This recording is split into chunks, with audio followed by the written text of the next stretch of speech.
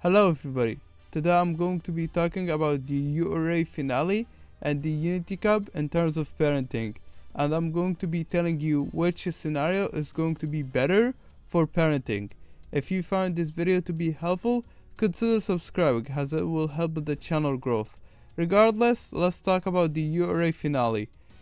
So I'm going to be giving you pros and cons for each of the scenarios first, and then I'm going to be giving you a comparison at the end.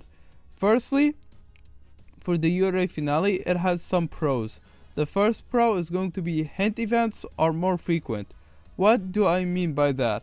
Hint levels are going to be much more frequent compared to the Unity Cup.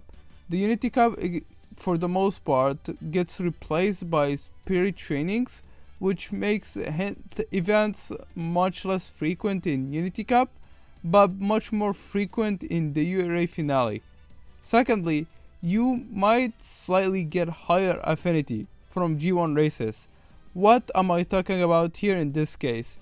Sometimes in Unity Cup, you could get a very good training turn, but it's also a race turn. So some players might get tempted and not race that turn in order for them to get higher stats so that they could get higher win rate in the G1 races in the career. But in URA finale, you don't really have access to that. It's just reliant on your deck and your parents, because this scenario relies on you having decent parents already and also have a good deck for you to have very good stats to consistently win all the G1 races. However, if you do have that, then this will be a very good bonus. Third point is going to be easier career to finish, because this scenario is very basic.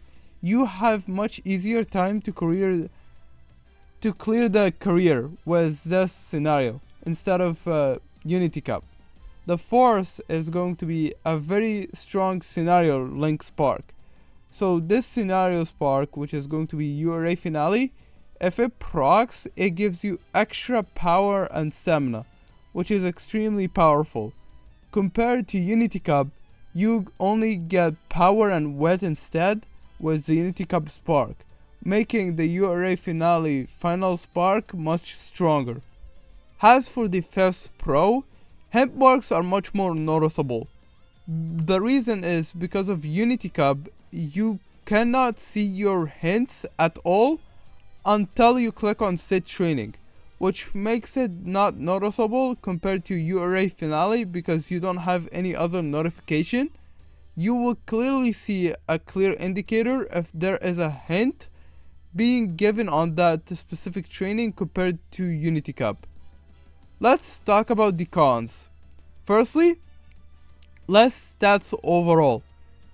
Because of you having basic run on the URA finale and not the more complex version, which is going to be Unity Cup, you would end up with less overall stats, which could be a slight issue if you want to reach 600 on speed, stamina, and power with a non-strong deck.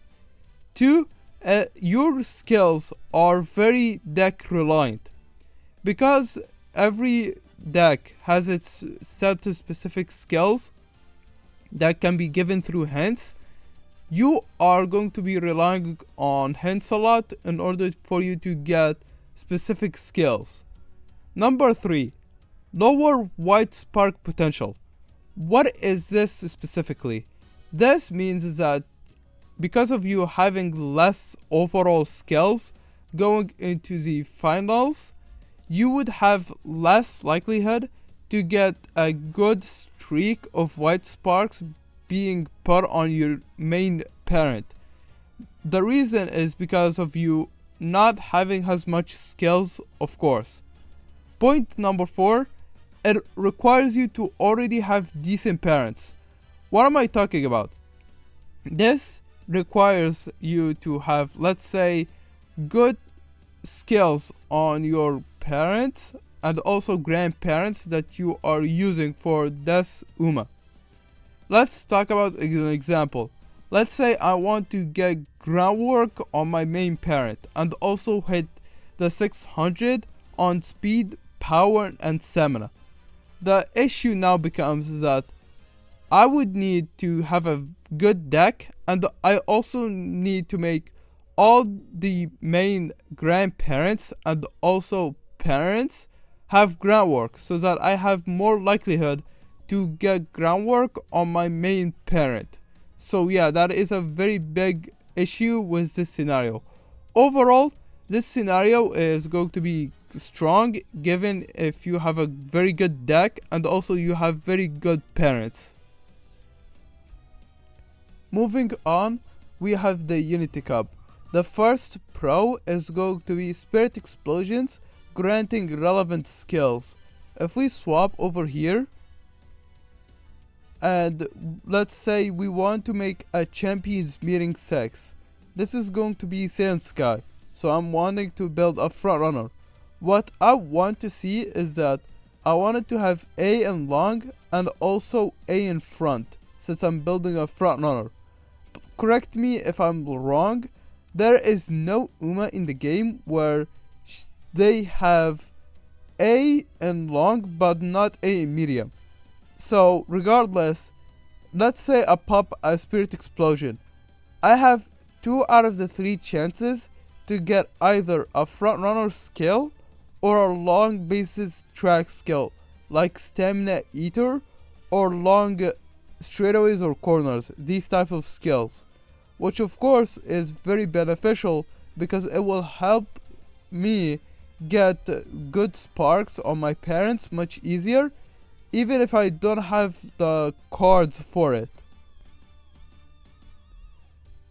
As for the second point, it has much higher stat gains compared to URA Finale, which means that you would most likely get the 600 in both speed, stamina, and power, even if you are on a weak deck.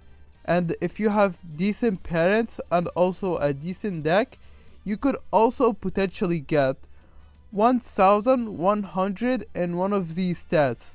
Ideally, you want it to be either stamina or power, but in general, since you have higher stats, you would have more likelihood to get blue sparks to be either 2 or 3 star and a respective stat compared to usual, since you would have of course much higher stats. As for point number 3, it has a strong scenario spark. However, it's not as strong as URA Finale, because these sparks give you extra power and width, which is of course going to be strong in mile, sprint, and also sometimes medium Champions Meeting. But since you can get the spark for free, free stats is free stats. 4, it has higher SP threshold compared to URA Finale. On a parent run that I do, on average I get about 1,800 to 2,000 in terms of skill points. The reason is that I'm racing much more frequent, and of course it might alarm some people since racing is sometimes very catastrophic. However, this is not an ace run, this is a parent run. So you would get much more SP since you have of course the team race mechanics. You also have like crazy amounts of extra SP at the end of the career, depending on if you beat Team Venus or not. However, I'm going to be talking about the finale of Unity Cup much later. Point number 5, it has more hit levels. Since you are going to proc a lot of Spirit Explosions and also Spirit Tradings, sometimes Spirit Tradings would give you some random skills of an Uma.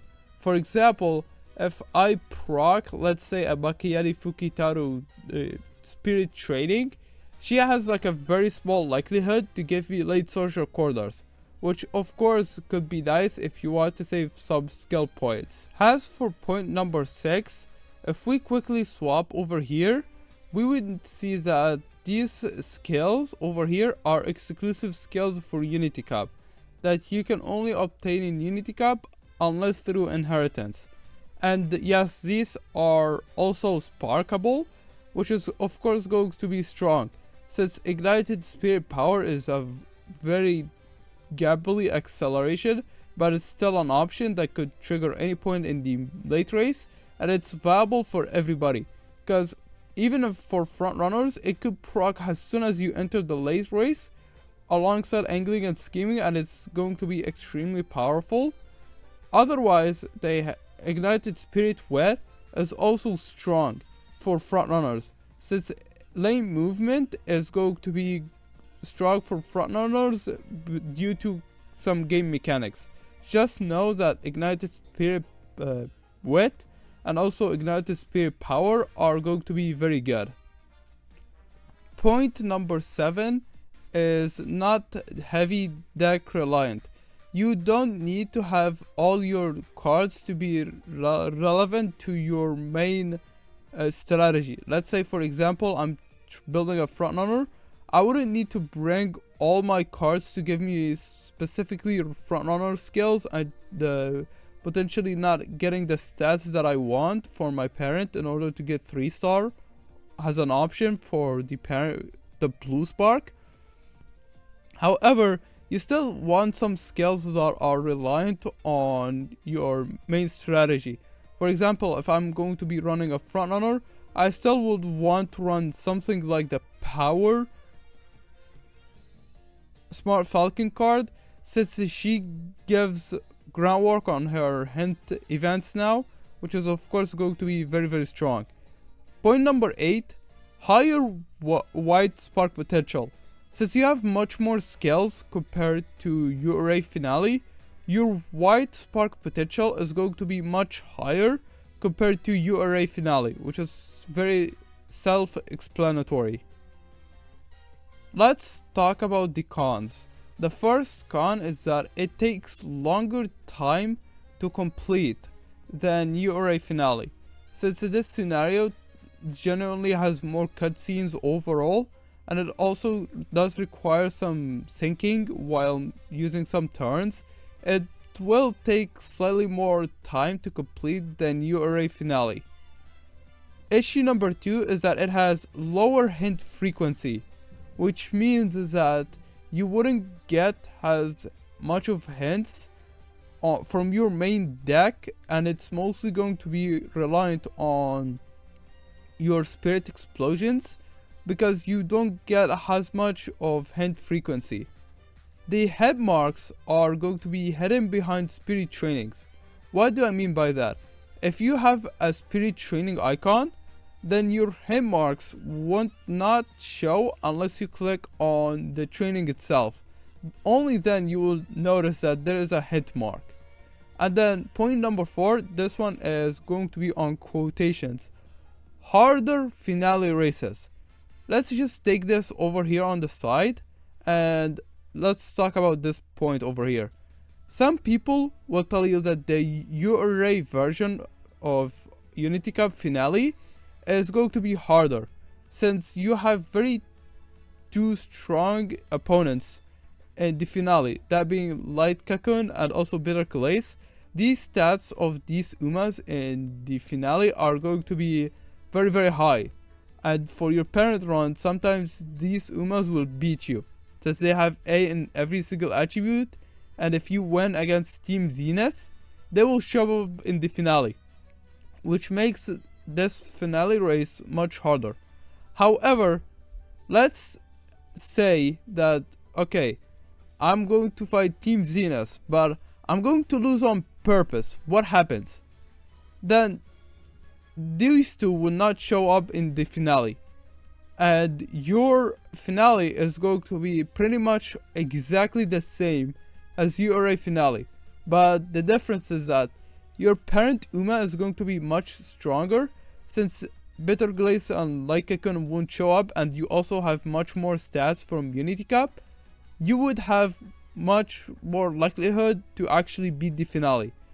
So I know somebody will say, but you do lose on some skill points if you lose the Unity Cup.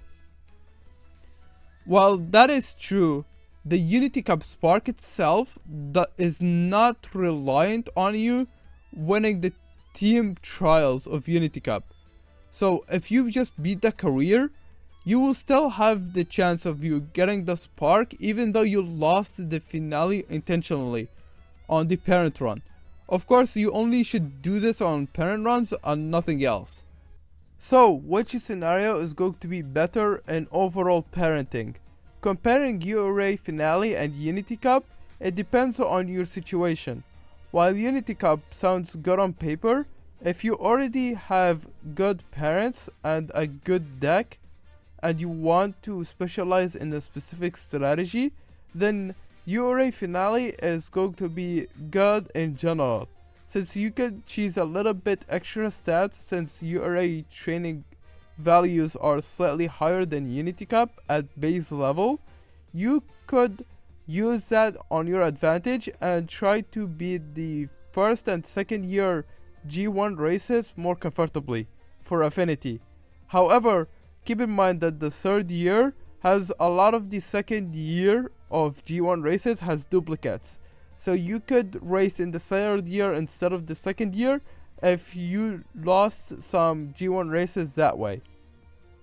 As for Unity Cup, if you want to start getting parents very quickly, you could use Unity Cup since it gives you much more stats in general and also more skills, so your white spark potential is going to be higher. You could use Unity Cup instead of URA Finale. It just depends on which situation that you want. Do you want specialized training? Then you want to go with URA Finale, since that will give you specific skills related to your deck and only these skills. But if you want more of a general friendly parenting, then Unity Cup is going to be better. And yeah, that is going to be it. If you find this video to be helpful, consider subscribing. And I hope you guys do not mind me talking about specific topics in detail. And I hope to see you in the next one.